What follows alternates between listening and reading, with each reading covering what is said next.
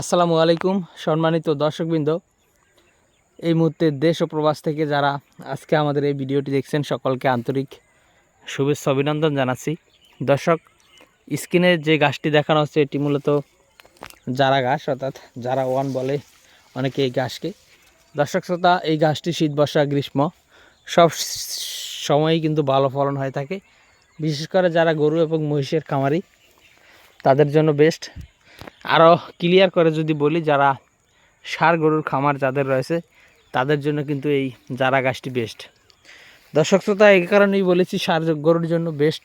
ষাঁড় গরুকে কিন্তু আপনার দানাদার খাদ্য দিতে হয়।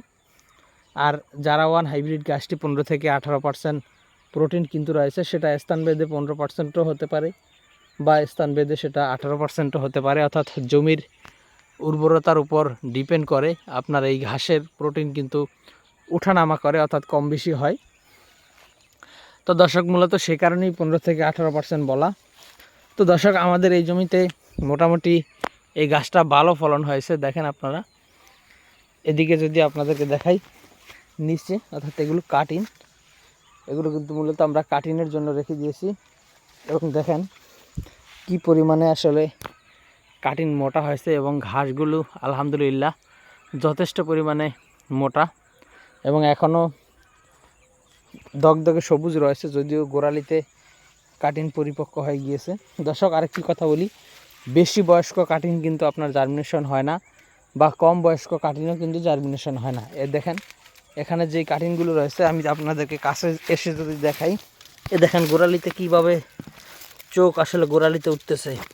আবার এদিকে দেখেন, এই যে এখানে একটা চোখ, এই যে দেখেন এখানে একটা চোখ, তারপরে এখানে একটা চোখ, এই যে এখানে একটা চোখ, এই যে এদিকে ক্লিয়ারভাবে বোঝানো যাবে।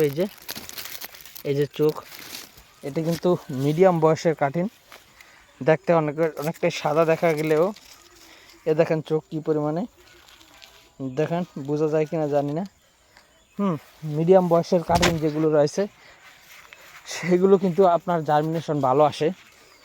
আর যে কাটিনের বয়স অনেক বেশি হয়ে যায় সে কাটিন কিন্তু জার্মিনেশনও কম হয়। তো দর্শক শ্রোতা, এদিক থেকে আমরা অলরেডি কেটেছি, আর এদিকে রয়েছে পরিপক্ক কাটিন। তো দর্শক, আপনারা চাইলে এই জারা ওয়ান হাইব্রিড ঘাসের কাটিন আমাদের কাছ থেকে সংগ্রহ করতে পারবেন। তো দর্শক, আজকে এখানে শেষ করব। সকলকে অসংখ্য ধন্যবাদ।